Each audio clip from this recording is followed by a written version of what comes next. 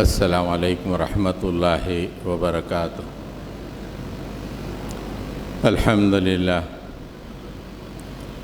للہ نحمدہ ونستعینہ ونستغفرہ ونؤمن بہ ونتوکل علیہ ونعوذ باللہ من شرور انفسنا ومن سیئات اعمالنا من یہدی اللہ فلا مضل لہ ومن يضلل فلا هادي له ونشهد أن لا إله إلا الله وحده لا شريك له ونشهد أن محمدًا عبده ورسوله أرسل بالحق بشيرا ونذيرا وداعيا إلى الله بإذنه وسراجا منيرا اللهم صل على محمد وعلى آل محمد كما صليت على إبراهيم وعلى آل إبراهيم إنك حميد مجيد اللهم بارك على محمد وعلى آل محمد كما باركت على إبراهيم وعلى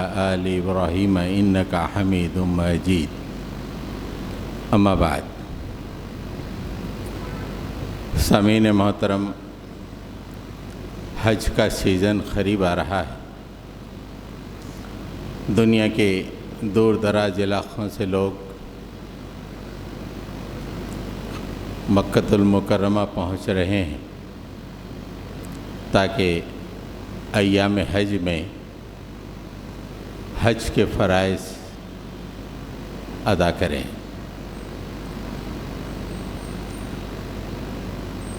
میں اس مناسبت سے چاہوں گا کہ مکۃ المکرمہ کی تھوڑی سی تاریخ آپ کے سامنے رکھوں۔ مکۃ المکرمہ اور خانہ کعبہ، اس کی تاریخ تو کتابوں میں مختلف طرح کے تحقیق کے روشنی میں لوگوں نے بہت ساری باتیں لکھی ہیں، لیکن میں وہی تاریخ جو قرآن مجید سے کشیدہ ہے وہی میں آپ کے سامنے رکھوں گا۔ یہ تاریخ رکھنے کا ایک مقصد ہے، اور وہ کیا مقصد ہے میری تقریر کے آخری مرحلے میں وہ واضح ہو جائے گا۔ تاریخ سن کر واہ واہ کر لینا نہیں، ہمارے اوپر کیا ذمہ داری عائد ہو رہی ہے، ہم کو کیا کرنا ہے اور ہم کیا کر رہے ہیں، یہ بہت بڑا سوالیہ نشان ہے۔ اللہ تعالیٰ نے مکۃ المکرمہ کو ام القریٰ قرار دیا ہے۔ دو جگہ یہ آیتیں آئی ہیں۔ ایک سورۃ الانعام میں اللہ تعالیٰ نے فرمایا وَهَذَا كِتَابٌ أَنزَلْنَاهُ مُبَارَكٌ مُصَدِّقُ الَّذِي بَيْنَ يَدَيْهِ وَلِتُنذِرَ أُمَّ الْقُرَىٰ وَمَنْ حَوْلَهَا وَالَّذِينَ يُؤْمِنُونَ بِالْآخِرَةِ يُؤْمِنُونَ بِهِ وَهُمْ عَلَىٰ صَلَاتِهِمْ يُحَافِظُونَ۔ یہ سورہ انعام کی آیت ہے، اس میں اللہ تعالیٰ نے ام القریٰ قرار دیا مکے کو۔ ام القریٰ کا مطلب بستیوں کا مرکز، انگریزی میں کہیں گے مدر آف دا سٹیز۔ دنیا میں جتنے شہر ہیں ان تمام شہروں کی ماں، یعنی تمام شہروں کا مرکز۔ اور یہ وہ زمانہ ہے، اس میں واضح طور پہ سمجھ میں آتا ہے کہ ہر آدمی ایک نیو یارک سے نکل رہا ہے، ٹوکیو سے نکل رہا ہے، حیدرآباد سے نکل رہا ہے، افریقہ سے نکل رہا ہے، ہر شہر سے نکل رہا ہے، سب کا رخ مکے کی طرف ہو رہا ہے۔ ام القریٰ، شہروں کا مرکز۔ کسی شہر کو یہ خصوصیت حاصل نہیں ہے کہ لوگ ہر طرف سے نکلیں اس شہر کو پہنچیں، صرف مکے ہی کو یہ اہمیت حاصل ہے۔ یہ اللہ کا عین فضل ہے، اس لیے اللہ تعالیٰ نے اسے ام القریٰ قرار دیا ہے۔ اور قرآن کی تنزیل یعنی قرآن کے نزول کا ذکر کرتے ہوئے اللہ تعالیٰ نے فرمایا کہ ہم نے آپ پر یہ کتاب نازل کی ہے، مبارک کتاب ہے اور یہ ان کتابوں کی تصدیق کر رہی ہے جو تم سے پہلے نازل کی گئی ہیں۔ اور اس کتاب کی نزول کا مقصد کیا ہے؟ مکے والوں کو ڈراؤ، سرکش ہو گئے ہیں، نالائق ہو گئے ہیں، اللہ سے دور ہو گئے ہیں، اس لیے ان کو ڈراؤ۔ پہلے مکے والوں کو ڈراؤ، اس کے بعد مکے کی قرب و جوار کی بستیوں میں یہاں تک کہ دور دراز کے علاقوں تک یہ اللہ کا ڈر پہنچے۔ جو لوگ آخرت پر ایمان رکھتے ہیں وہ اس کتاب پہ بھی ایمان لاتے ہیں اور نمازوں کی حفاظت کرتے ہیں۔ یہ نمازوں کی حفاظت میری تقریر کا آخری مرحلہ ہے۔ سورہ شورى میں بھی اللہ تعالیٰ نے مکہ مکرمہ کو ام القری قرار دیا ہے۔ وَكَذَلِكَ أَوْحَيْنَا إِلَيْكَ قُرْآنًا عَرَبِيًّا لِتُنذِرَ أُمَّ الْقُرَى وَمَنْ حَوْلَهَا وَتُنذِرَ يَوْمَ الْجَمْعِ لَا رَيْبَ فِيهِ فَرِيقٌ فِي الْجَنَّةِ فَرِيقٌ فِي النَّارِ۔ اللہ تعالیٰ نے فیصلہ کر دیا کہ آدم کے بچے آخرت میں دو حصوں میں تقسیم ہو جائیں گے، ایک حصہ جنت میں جائے گا، ایک حصہ دوزخ میں جائے گا۔ جب یہ فیصلہ ہو چکا ہے تو اے نبی آپ پر ہم نے یہ کتاب نازل کی۔ وَكَذَلِكَ أَوْحَيْنَا إِلَيْكَ عربی میں اس قرآن کو نازل کیا تاکہ تم مکے والوں کو ڈراؤ اور اس کے اطراف و اکناف کے لوگوں کو ڈراؤ۔ پھر اس ڈراوے میں یہ بات بھی شامل رہے کہ ایک دن تم کو مر کے اللہ کے دربار میں پہنچنا ہے، اور اس میں کوئی شک نہیں ہے، لا ریب فیہ، اس میں کوئی شک نہیں ہے۔ ایک فریق جنت میں جائے گا، ایک فریق جہنم میں جائے گا۔ یہ دو مقامات پہ اللہ تعالیٰ نے مکہ کو ام القری، مدر آف سٹیز، اردو میں کہیں گے کہ شہروں کا مرکز، بستیوں کا مرکز، لوگ لپک لپک کے اس مرکز کی طرف جاتے ہیں۔ اس سے اندازہ لگتا ہے کہ مکہ مکرمہ کی کیا اہمیت ہے۔ خانہ کعبہ کے بارے میں اللہ تعالیٰ نے فرمایا سورہ آل عمران میں، ان اول بیت وضع للناس للذی ببکۃ مبارکا وہدی للعالمین۔ زمین پر انسانوں کے لیے جو سب سے پہلا گھر بنایا گیا، وضع للناس، تمام انسانوں کے لیے بنایا گیا، وہ کون سا گھر ہے؟ وہی ہے جو مکے میں ہے۔ مکے کو عربی میں بکہ بھی کہتے ہیں، وہ بعد میں بدلتے ہوئے مکہ ہو گیا۔ تو للذی ببکۃ مبارکہ، یہ وہی شہر ہے مکہ جہاں پہ ہم نے انسانوں کے لیے پہلی عبادت گاہ کو تعمیر کیا۔ اور یہ عبادت گاہ کیا ہے؟ انسانوں کے لیے ہدایت کا سامان اپنے اندر رکھتی ہے۔ دو باتیں، ہدایت کا سامان۔ آج کا زمانہ تو سوشل میڈیا کا زمانہ ہے، فوٹوگرافی کا زمانہ ہے، انٹرنیٹ کا زمانہ ہے۔ یہ بات آج بڑی اچھی طرح ہم کو سمجھ میں آ سکتی ہے کہ انسانوں کے لیے کیا ہدایت ہے۔ حج کے موقع پہ جو لوگ خانہ کعبہ کا طواف کرتے ہیں، وہ ریلز نکل کے جب سوشل میڈیا پہ آتی ہیں تو لوگ حیرت زدہ رہ جاتے ہیں کہ کیا ڈسپلن ہے، اسلام کیا ڈسپلن سکھاتا ہے۔ لاکھوں لوگ آ رہے ہیں، پورے کے پورے مامون ہیں، اور ایک ہی کام پورے ڈسپلن کے ساتھ انجام دے رہے ہیں۔ دنیا کے سامنے یہ نظریہ واضح طور پہ آ جاتا ہے کہ اسلام یہ ڈسپلن کا مذہب ہے۔ یہ اور بات ہے کہ ہم نالائق مسلمان رات بھر جاگ کے صبح میں 12 بجے اٹھ رہے ہیں، ڈسپلن تباہ ہے۔ لیکن حج، خانہ کعبہ کا طواف ساری دنیا کو بتا رہا ہے کہ زمین پہ اگر کوئی ڈسپلن اگر ہے تو اسلام میں ہے، مسلمانوں میں۔ ہدی للعالمین، تمام عالموں کے لیے یہ خانہ کعبہ ہدایت ہے۔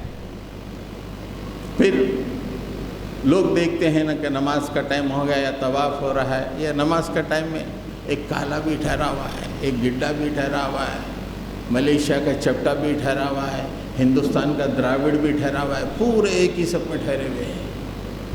ارے ایک آدم کی اولاد کی نمائندگی کر رہے ہیں، کہ تمام کے تمام ہمارے اندر نہ کوئی کالا ہے، نہ کوئی گورا ہے، نہ کوئی چپٹا ہے، نہ کوئی نکٹا ہے، نہ کوئی جاپانی ہے، نہ کوئی امریکی ہے، نہ کوئی بنگلہ دیشی ہے، پورے کے پورے ہم ایک ہیں، ہم ایک آدم کے بچے ہیں۔ یہ ساری دنیا کو میسیج جا رہا ہے، ہدایت کا میسیج۔ ظالم، تم ریسزم کی بنیاد پر حکومت کر رہے ہو، اپنے ہی علاقے کے لوگوں کو اپنے گھروں سے بے گھر کر رہے ہو ریسزم کی بنیاد پر۔ دیکھو تمہارے لیے حج، یہ خانہ کعبہ کا طواف، یہ خانہ کعبہ کے پاس جو نماز ہو رہی ہے، یہ تمہارے لیے اپنے اندر کتنا عبرت کا سامان رکھتی ہے، سبق کا موقع رکھتی ہے۔ یہ ہدایت ہے۔ کتنی اچھی بات اللہ تعالیٰ نے کہی، فیہ ان اول بیت وضع للناس للذی ببکۃ مبارکا وہدی للعالمین، تمام دنیا والوں کے لیے ہدایت ہے۔ یہ جب حج کے موقع پہ تو مسلمان کر رہے ہیں، لیکن اپنی عام زندگی میں نہ ان کے اندر کوئی ڈسپلن پایا جاتا ہے۔ پڑوس میں کوئی غیر مسلم ہے تو کہتا ہے کہ سب سے فالتو آدمی ہے میرے پڑوس میں، اس کے پاس نہ کوئی ڈسپلن ہے، نہ کوئی معیار ہے۔ لیکن دنیا والوں کو حج تو بتا رہا ہے کہ this is the best religion in the world. حضرات گرامی، اب تاریخ میں وہاں سے شروع کرتا ہوں۔ حالانکہ محققین نے اس کی تاریخ کو بہت پہلے سے، آدم سے پہلے سے بیان کیا ہے، لیکن قرآن مجید کی میں جو اس کی تاریخ آئی ہے وہ میں بیان کرتا ہوں۔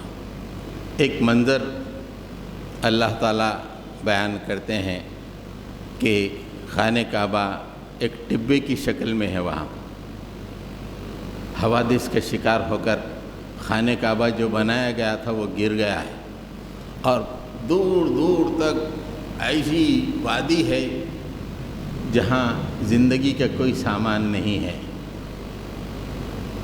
زندگی دکھائی نہیں دیتی، ویرانیاں ہیں، حالات موت غالب ہیں اور حالات زندگی نفی کے برابر ہیں، صفر کے برابر ہیں۔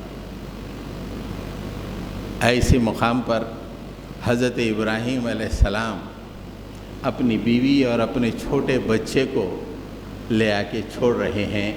یہاں سے خانہ کعبہ کی تاریخ قرآن مجید میں آپ کو ملے گی۔ حالانکہ یہ آیت اس سے پہلے بھی، یعنی پہلی اللہ کا پہلا گھر جو بنایا گیا ہے وہ تو آتا ہے کہ فرشتوں نے بنایا، لیکن اس کے بعد تاریخ میں یہ مرحلہ آتا ہے کہ حضرت ابراہیم علیہ السلام حضرت حاجرہ اور دودھ پیتے بچے کو لے آ کے وہاں پہ چھوڑ رہے ہیں۔ کچھ دور جانے کے بعد وہ دعا کر رہے ہیں، اس دعا کو اللہ تعالیٰ نے قرآن مجید میں جگہ دیا، اور وہاں سے مکے کی بستی بسنا شروع ہوئی۔ ربنا انی اسکنتو من ذریتی بواد غیر ذی زرع عند بیتک المحرم ربنا لیقیموا الصلاۃ فاجعل افئدۃ من الناس تہوی الیہم وارزقہم من الثمرات لعلہم یشکرون۔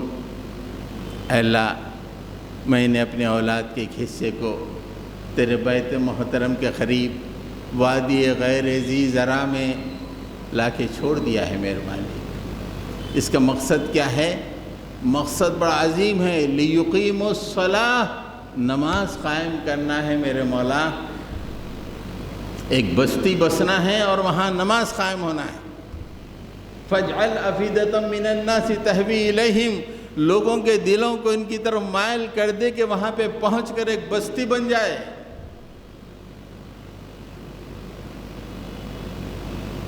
پھر اس کے بعد اللہ تعالی حضرت ابراہیم نے ان کی معیشت کے لیے بھی دعا کی، وارزقہم من الثمرات، مالک ثمرات سے ان کے ثمرات کا رزق انہیں مہیا کر تاکہ وہ شکر گزار بنے۔ تو حضرت گرامی، خانہ کا مکہ مکرمہ کی تاریخ کا یہ مرحلہ بتا رہا ہے کہ مکہ مکرمہ کو بسانے کا مقصد کیا ہے؟ نماز کا قیام ہے۔ لیقیموا الصلاۃ، نماز کا قیام ہے۔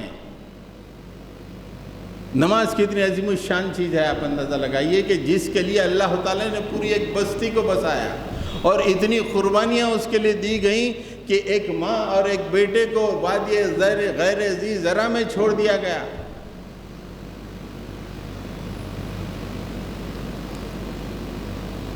پھر چلے گئے حضرت ابراہیم علیہ السلام، اور یہ مقصد پورا ہونا ہے، ایک بستی بسنا ہے اور وہاں پہ نماز قائم ہونا ہے۔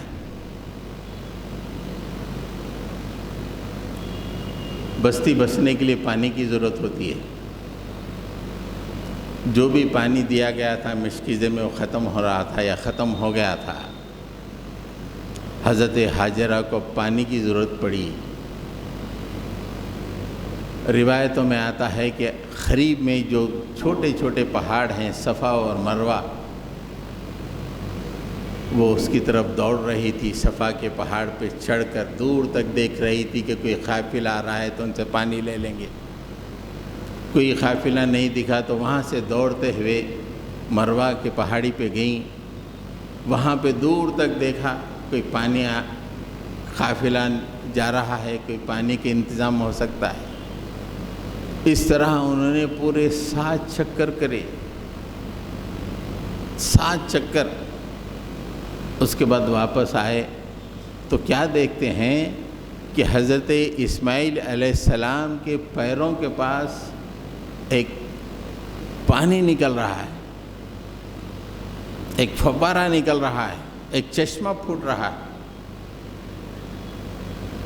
اور اتنی تیزی سے پانی بہہ رہا ہے کہ ہماری ماں نے کہا کہ زمزم ذرا آہستہ، بس پانی رک گیا۔ اس میں نوجوانوں کے لیے، مسلمانوں کے لیے بہت بڑا سبق ہے اس واقعے میں۔ حضرت ابراہیم نے اتنی قربانی دی، ہماری ماں حضرت حاجرہ نے اتنی بڑی قربانی دی۔ جب پانی کی ضرورت تھی تو خالی آسمان پہ دیکھتے تو چشمہ پھوٹ جانا چاہیے تھا، کیوں 7 چکر لگائے آپ نے؟ بس صرف 7 چکر لگائے، حالانکہ نہ زمین کھودا نہ کچھ کیا، لیکن پانی نکل گیا۔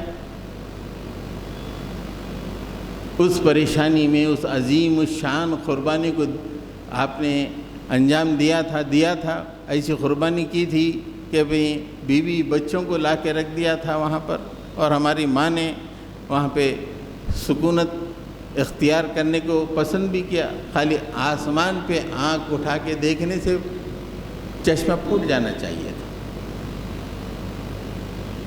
لیکن اللہ تعالیٰ نے کہا کہ نہیں، ساری دنیا کو میسیج جانا چاہیے، اور خاص طور سے مسلمانوں کو یہ میسیج جانا چاہیے کہ دنیا میں کوئی بھی چیز حاصل ہوتی ہے صرف محنت کے بعد۔ کرتا تو اللہ ہی ہے، دیتا تو اللہ ہی ہے، چشمہ تو اللہ ہی نے نکالا، لیکن محنت ماں نے کی۔ 7 چکر مارے، ادھر سے ادھر، ادھر سے ادھر، ادھر سے ادھر، ادھر سے ادھر۔ جب آ کے دیکھے تو اللہ تعالیٰ نے وہاں پہ چشمے کو پھاڑ دیا۔ انسان کو محنت کرنا چاہیے، محنت کسی بھی چیز کو حاصل کرنے کے لیے، وہ کاروبار ہو یا کوئی بھی چیز ہو جس کو حاصل کرنے کے لیے، کرے گا تو اللہ ہی، دے گا تو اللہ ہی، لیکن محنت آپ کو کرنی چاہیے۔ دوسری بات یہ ہے، چلو ٹھیک ہے بھئی، 1 چکر میں پانی نکل جانا چاہیے تھا یا 2 چکر میں نکل جانا چاہیے تھا، پورے 7 چکر کے بعد کیوں نکلا؟ کیوں پورے 7 چکر لگانے پڑے؟ اس کے پیچھے بھی حکمت یہ ہے کہ ہر چیز میں کامیابی کے لیے ایک خاص مقدار کی محنت چاہیے۔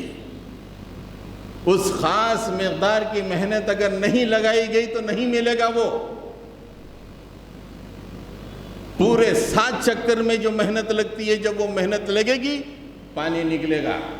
اللہ تو چاہتا تو پہلے ہی چکر میں لگا دیتا، پانی کو نکال دیتا، نہیں، پورے 7 چکر، تاکہ دنیا کو یہ میسیج پہنچے اور اہل ایمان کو خاص طور سے میسیج پہنچے کہ ان کو اتنی محنت کرنی ہے اس کام کو کہ جتنی اس کام نتیجہ حاصل کرنے کے لیے جو محنت درکار ہے وہ محنت کرنی چاہیے۔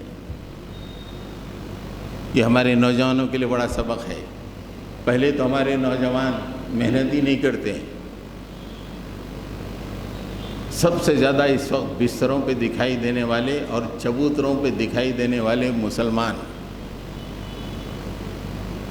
اور سب سے زیادہ محنت کرنے والے اس وقت وہ لوگ ہیں جو مسلمانوں پہ غالب ہیں، اور جبکہ یہ میسیج دے رہے ہیں خانہ کعبہ اور مکہ مکرمہ جہاں پہ لاکھوں لوگ کروڑوں لوگ جا رہے ہیں، میسیج دے رہے ہیں محنت کرو محنت کرو، کیسے بستی بستی ہے۔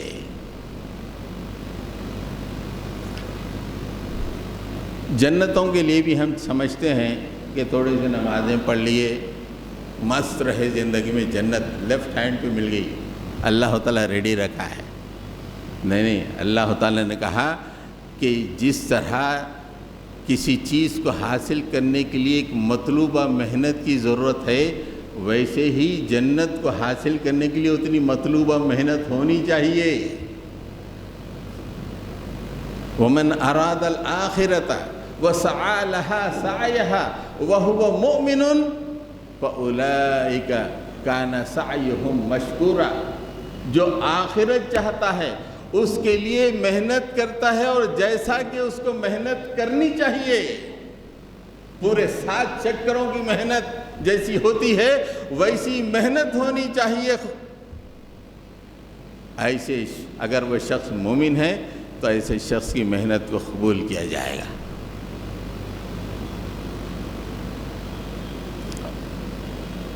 وَأَن لَّيْسَ لِلْإِنسَانِ إِلَّا مَا سَعَىٰ وَأَنَّ سَعْيَهُ سَوْفَ يُرَىٰ، انسان کے لیے نہیں ہے مگر جتنا کہ اس نے محنت کی۔ ایک بہت بڑی محنت کوئی کام چاہتا ہے، تھوڑی سی محنت کرے نہیں ملے گا، تھوڑی سی محنت والا کام ہی ملے گا، بہت بڑا نہیں۔ دبئی کو جا کے نوکری مل جائے گی چھوٹی سی محنت میں، سعودی کو جا کے اب وہ بھی ختم ہو گیا ہے، ایران کے میزائلوں نے اس کو بھی ختم کر دیا ہے۔ ہمارے پاس وہ محنت شاخہ جو ان کی مسلمانوں کی ماں نے کی، اس کی طرف توجہ نہیں ہے۔ ہیپ ہزارڈ، بالکل تھوڑا سا کر لیں بس۔ جو بچے کمپٹیٹیو ایگزام مسلمانوں کے لکھتے ہیں ان کو دیکھ کے ہنسی آتی ہے، جتنی محنت اس کے لیے لگانا چاہیے اس کمپٹیشن میں کامیاب ہونے کے لیے، اس کا 10واں حصہ بھی نہیں لگاتے۔ اور سب سے نیچے کمپٹیشن میں دیکھیں تو مسلمان، جئی آئی ٹی کے جئی جو ہے، میڈیکل کا نیٹ، کتنے مسلمان ہیں، جبکہ ان کو یہ میسیج دیا جا رہا ہے کہ دیکھو جتنی محنت درکار ہونی ہے وہ کرنی ہے۔ بولے نہیں ہوتی، تو وہ چیز نہیں حاصل ہوگی۔ حضرت گرامی، مکہ بسا، پھر اس کے بعد حضرت اسماعیل علیہ السلام کی ماں کے وہاں پہ حکومت قائم ہوئی۔ وذکر فی الکتاب اسماعیل، اللہ تعالیٰ نے حضرت اسماعیل کا تذکرہ کرتے ہوئے فرمایا کان یأمر اہلہ بالصلاۃ والزکاۃ، حضرت اسماعیل علیہ السلام نے اپنے بچوں کو نماز کا حکم دیا، پاکیزگی کا حکم دیا۔ یہ حضرت اسماعیل علیہ السلام نے نماز، یعنی جس مقصد کے لیے مکے کو قائم کیا، لیقیموا الصلاۃ، اس کے مطابق اپنے بچوں کو نصیحت کر رہے ہیں کہ بیٹا یہ جو شہر ہے یہ نماز کے قیام کے لیے قائم کیا گیا ہے، بیٹا نماز پڑھتے رہو۔ 2500 سال گزرے، اللہ کے نبی صلی اللہ علیہ وسلم مکے میں مبعوث ہوئے، ایک شہر بس چکا تھا، خانہ کعبہ تھا، اللہ تعالیٰ نے وہاں پہ رسول کریم صلی اللہ علیہ وسلم کو مبعوث کیا۔ 2500 سال کے بعد جب آپ مکے میں مبعوث ہوئے، آپ صلی اللہ علیہ وسلم اس شہر میں خانہ کعبہ میں نماز نہیں پڑھ سکتے تھے۔ اَرَأَيْتَ الَّذِي يَنْهَى عَبْدًا إِذَا صَلَّى، جس شہر کو نماز کے قیام کے لیے بنایا گیا، ربنا لیقیموا الصلاۃ، جس شہر کو نماز کے قیام کے لیے بنایا گیا۔ اس شہر میں اللہ کا آخری نبی پیدا ہوتا ہے تو اس شہر میں خانہ کعبہ کے صحن میں نماز نہیں پڑھ سکتے، نو، اجازت نہیں ہے، مسلمانوں کو اجازت نہیں ہے نماز پڑھنے کی۔ کیوں؟ یہ بڑی اہم بات ہے، اس پہ سوچنا ہے، اور اسی پہ میری تقریر کا آخری مرحلہ چلے گا۔ ایک وہ شہر جو نماز کے قیام کے لیے قائم ہوا، اور وہ مرحلہ آیا کہ وہاں پہ نماز ہی نہیں پڑھنے دیا جا رہا ہے۔ بولے نہیں، چھپ چھپ کے جا کے مسلمان گاٹھیوں میں نماز پڑھ رہے ہیں۔ وجہ کیا ہے؟ وجہ یہ ہے کہ نظریہ اسلام مغلوب ہو گیا، ختم ہو گیا تھا، اور نظریہ باطل غالب آ گیا تھا۔ وہ نظریہ جو نماز کو برداشت نہیں کرتا وہ مکے میں غالب آ گیا تھا۔ وہ نظریہ جو نماز کو فروغ دیتا ہے وہ نظریہ محکوم ہو گیا تھا، نہیں چل رہا تھا۔ تو اس سے پتہ چلتا ہے کہ نماز وہیں قائم رہتی ہے جہاں پہ نظریہ اسلام قائم رہتا ہے، اور جہاں پہ باطل نظریہ قائم رہتا ہے وہاں پہ نماز کی اجازت نہیں ملے گی۔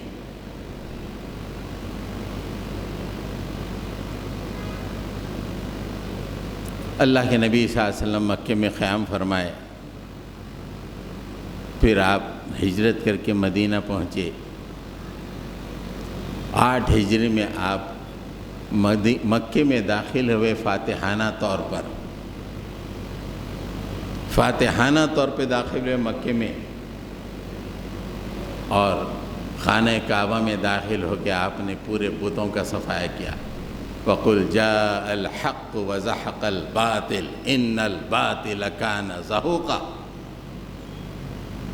آپ کہتے جاتے تھے کہ حق آ گیا ہے، باطل بھاگ گیا ہے، باطل کو بھاگنا ہی ہے، اور پورے بتوں کا صفایا کر دیا گیا۔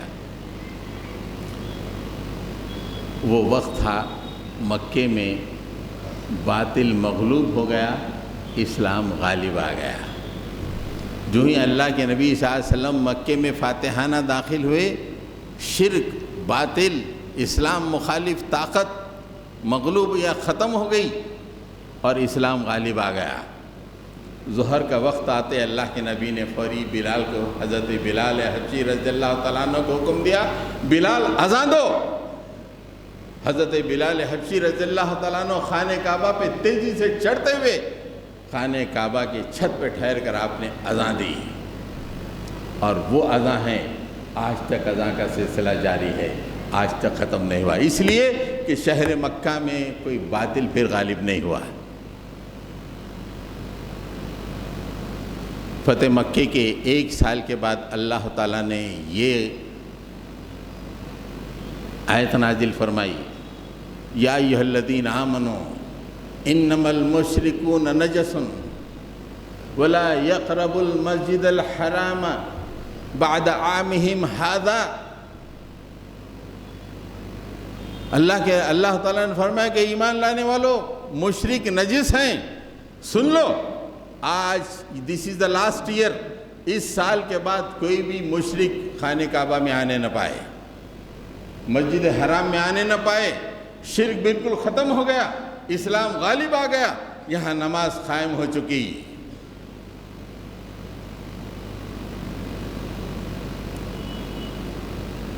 اور پھر آج تک نمازوں کا سلسلہ جاری ہے مکے میں۔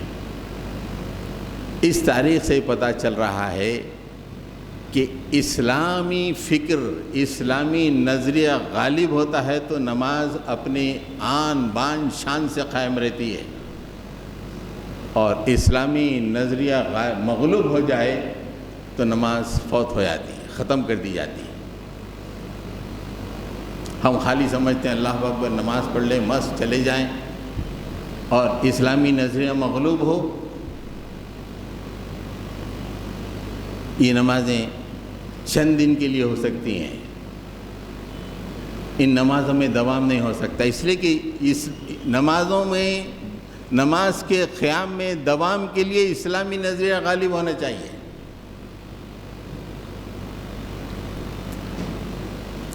3 طرح کی حکومتیں ہیں جن میں نمازوں کا کیا پوزیشن ہوتا ہے میں آپ کو بتا رہا ہوں۔ ایک تو نظریہ وہ ہے جو نظریہ اسلامی نظریہ ہے اور نماز کے لیے کام کرنے والا نظریہ ہے۔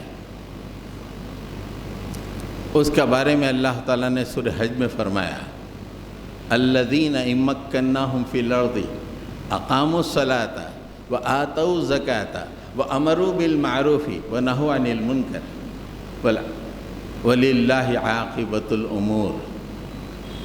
جب ہم انہیں زمین میں حکومت عطا کرتے ہیں تو کیا کرتے ہیں؟ منجلی بیگم کی حویلی، بڑی بیگم کی حویلی، تاج محل، لال قلعہ نہیں بناتے ہیں، اقاموا الصلاۃ، نماز قائم کرتے ہیں۔ اگر ہم انہیں زمین میں حکومت عطا کریں، اقاموا الصلاۃ، نماز قائم کرتے ہیں، زکوٰۃ کا نظام قائم کرتے ہیں، نیکیوں کا حکم دیتے ہیں، برائیوں سے روکتے ہیں، اور ہر چیز اللہ کی طرف پلٹنے والی۔ یہ وہ نظریہ ہے اسلام کے غلبے کا نظریہ۔ جب اسلامی نظریہ غالب ہو جاتا ہے تو نماز قائم رہتی۔ ایک وہ نظریہ ہے جو نماز کو ایک لفظ برداشت نہیں کرتا۔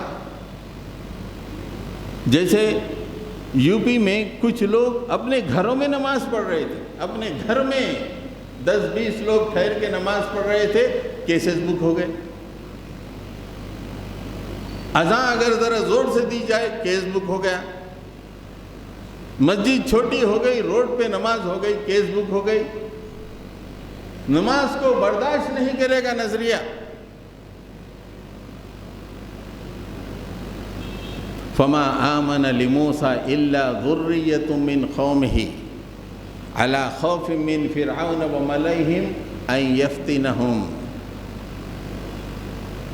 ان فرعون لعال فی الارض انہ لمن المسرفین۔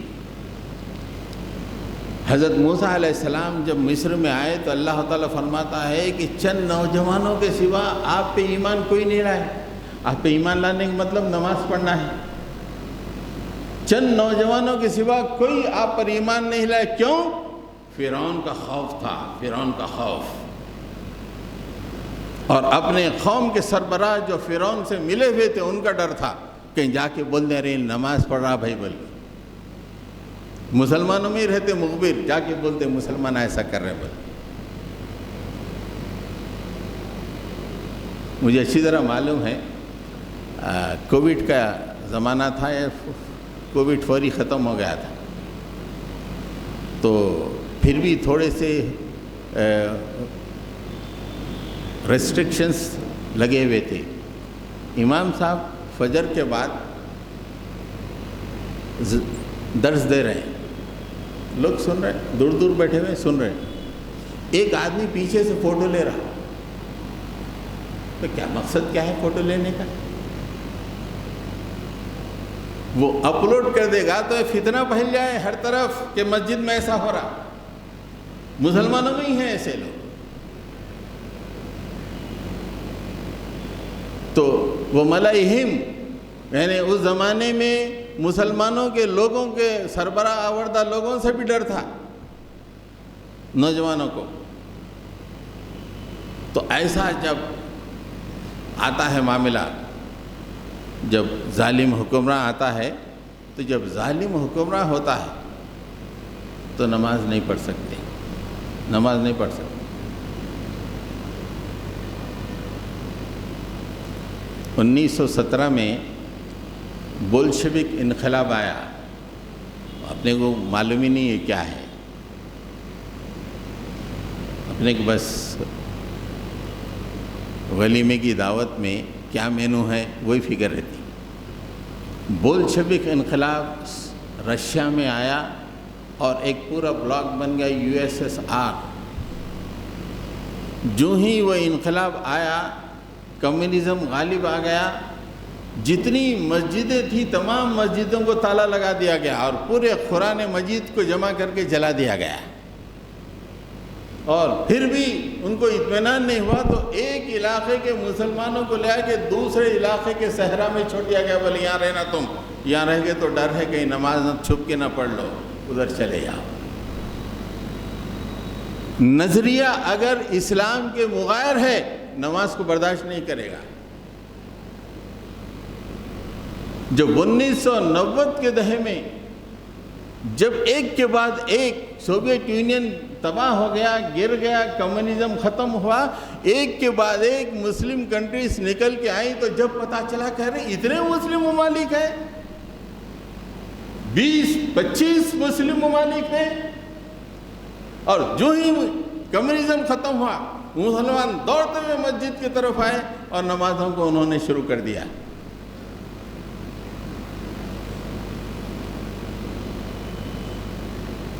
ویسے ہی علامہ اقبال اسپین کے مسجد خرطبہ میں انہوں نے بیٹھ کے نظم لکھی، مارکۃ الارا نظم۔ آدمی پہلے سٹانزے سے لے کے آخری سٹانزے تک پڑھتا ہے تو آنکھوں میں آنسو رہتے ہیں۔ 600 سال مسلمانوں نے حکومت کی، اور مسجد خرطبہ اتنی عظیم الشان مسجد، لیکن جب مسلمان وہاں پہ مغلوب ہوئے، ان تمام مسلمانوں کو اسپین چھوڑنے پہ مجبور کر دیا گیا، تو پوری مساجد ویران ہو گئی۔ علامہ اقبال وہاں مسجد خرطبہ میں بیٹھ کے آنسو بہا رہے ہیں، تیری فضا بے اذاں ہو گئی ہے، کتنی صدیوں سے تیری فضا اذاں کے آواز کو سننے کے لیے ترس رہی ہے، اے مسجد خرطبہ۔ ایک وہ وقت تھا یہاں پہ چہل پہل تھی، لوگ نمازیں پڑھنے کے لیے آتے تھے، آج یہ وقت ہے کہ مسجد کی در و دیوار اذاں کی آواز سننے کے لیے بے چین ہیں، ترس رہے ہیں، آنسو بہا رہے ہیں، اس لیے کہ اسلامی نظریہ مغلوب نکل گیا، بس کرسچینٹی آ گئی۔ تو جب کوئی اسلام کے مغایر کوئی بھی نظریہ ہو، ہندوتوا ہو، زائنزم ہو، شدید کرسچینٹی ہو یا شدید بدھزم ہو، حالانکہ یہاں پہ برما میں بدھسٹ رہتے ہیں لیکن ان میں اتنی شدت، بولے ہم نہیں نماز پڑھنے نہیں دیں گے، نکلو، پورے روہنگیا کو نکال کے بنگلہ دیش تھوڑے ہندوستان بھیج دیے، ریفیوجی بن گئے، برداشت نہیں کرتے۔ تم یہاں ٹھہرو گے تو اذان دو گے، نماز پڑھو گے، بولے نہیں، چلو ایسا ماحول پیدا کر دیے، ظلم کیے کہ لوگ جان بچانے کے لیے بھاگے۔ تیسرا نظریہ ہے فرینڈلی نظریہ، مسلمانوں کو مذہبی آزادی دیتا، بھائی پڑھ لو، نماز پڑھ لو، کوئی بات نہیں، پڑھ لو نماز، تقریر کر لو، جمعہ کی تقریر کر لو، ٹھیک ہے، اردو تقریر کر لو، یہ مذہبی آزادی دیتا ہے۔ یہ تیسرا نظریہ، اس کا تذکرہ اللہ تعالیٰ نے قرآن مجید میں ایک مقام پہ بیان فرمایا۔ سورۃ بنی اسرائیل میں مسلمانوں کے 2 ریاستیں تھیں، ایک ریاست یہودا اور دوسری ریاست فلسطین۔ تو وہاں پر اہل بابل نے ایسا حملہ کر دیا کہ مسلمانوں کا خون بہا دیا، گھروں سے بے گھر کر دیا، مسجد کو مسمار کر دیا۔ اب پھر مسجد سے اذان بند ہو گئی، اس لیے کہ وہ کافر تھے اہل بابل وقت نصر، اور اس وقت یہ لوگ، اب ہم یہودی کہتے ہیں، اس وقت وہ لوگ مسلمان تھے، اللہ کو مانتے تھے، رسولوں کو مانتے تھے، ابھی عیسیٰ علیہ السلام نہیں آئے تھے۔ عیسیٰ علیہ السلام کے انکار کے بعد وہ یہودی بن گئے، لیکن جب تک مسلمان تھے۔ لیکن جب باطل نظریہ آیا اور غلبہ پا لیا تو اذان بند، نماز بند، مسلمانوں کو گھر سے بے گھر کر دیا گیا۔ اس کے بعد اللہ تعالیٰ نے فرمایا کہ ثم رددنا لکم الکرۃ علیہم وامددناہم باموال وبنین وجعلناکم اکثر نفیرا۔ اس کی تشریح میں مفسرین بیان کرتے ہیں کہ کچھ صدیوں کے بعد ایران کا ایک بادشاہ سائرس اہل بابل پہ حملہ کر کے اہل بابل پہ کامیابی حاصل کیا اور اہل ایمان سے کہا کہ تم کو اب نماز پڑھنے کی اجازت ہے، مذہبی آزادی کی اجازت ہے، بادشاہت تو میری رہے گی لیکن تم کو مذہبی آزادی کی اجازت ہے۔ جب حکمراں اجازت دیتا ہے تو very good, thank you so much, نماز پڑھ لیتے ہیں۔ یہ نمازیں کب تک چلیں گی؟ جب تک وہ لوگ اجازت دیں گے۔ وہ لوگ جب اجازت بند کر دیں گے نمازیں نہیں ہو سکیں گی۔ خانہ مکہ مکرمہ کی تاریخ یہ کھول کے بتا رہی ہے کہ جب تک اسلام غالب نہیں ہوگا، اس کے لیے کوششیں نہیں کی جائیں گی، نماز قائم نہیں ہو سکتی صحیح معنوں میں۔ آج ہم صرف نمازوں پہ خوش ہیں، پڑھ لے رہے ہیں، چلے آ رہے ہیں، گھر میں کھا رہے ہیں، کھانے کھا رہے ہیں، مزے کھا رہے ہیں، خوش گپیاں ہو رہے ہیں، گفتگو ہو رہے ہیں، میٹھی باتیں ہو رہے ہیں، لیکن اسلام کا نظریہ اگر غالب نہیں آیا تو کل یہ نماز کا کیا ہوگا؟ کل یہ نماز کا کیا ہوگا؟ دیکھیے، ایک ہے ایک دم ٹاپ لیول پہ جہاں پہ اسلامی نظریہ ہے اس کے تحت نمازیں چل رہی ہیں، اور ایک دم بالکل نیچے کا نظریہ ہے جہاں پہ غیر اسلامی نظریہ نمازوں کی اجازت نہیں ہے۔ یہ دو کے بیچ میں فرینڈلی نظریہ ہے، چلو نمازیں پڑھ لو، مذہبی آزادی آخر ہے۔ اگر اسی پہ اگر مسلمان مطمئن ہو جائے تو یہ نیچے گرتے گرتے یہاں پہ آ جائے گا۔ اگر مسلمان یہاں سے کوشش کریں گے کرتے کرتے اوپر، وہ نظریہ غالب ہوگا جو نمازوں کے مطابق ہے، اور وہ نظریہ ہے اقامت دین کا، دین کے قیام کا نظریہ ہے، غلبہ اسلام کا نظریہ ہے۔ جب تک آدمی اور مسلمان اس نظر اسلام کو غالب نہ کریں، نمازیں محفوظ نہیں رہیں گی۔ آج ہم پڑھ لیں، ہو سکتا ہے ہماری اگلی نسل نمازوں کو آئے گی نہیں آئے گی کہہ نہیں سکتے ہیں۔ ایک مثال دے کے اپنی بات کو ختم کرتا ہوں۔ موجودہ زمانے کا ہندوستان کا ایک بہت بڑے ملحد جناب جاوید اختر صاحب، فلم انڈسٹری کے بڑے مشہور آدمی ہیں اور بڑے چرچے ہیں، ان کی بڑی دھوم ہے، کتنے ہی ایوارڈ ملے ہیں ان کو، لیکن ان کے دادا اور ان کے دادا یعنی ان کی پشت کے چوتھے نمبر پر ایک ہے فضل حق خیرآبادی، ہندوستان کا سب سے بڑا عالم دین۔ کون؟ جا کے دیکھیے آپ، فضل، میں نام لکھیے کہ میں غلطی تو نہیں کر رہا ہوں بولنے میں، فضل حق خیرآبادی، ہندوستان کا سب سے بڑا عالم دین۔ لیکن افسوس کہ ہندوستان میں اسلام غالب نہیں ہے، اس کی یہ نسل فلموں میں آ گئی۔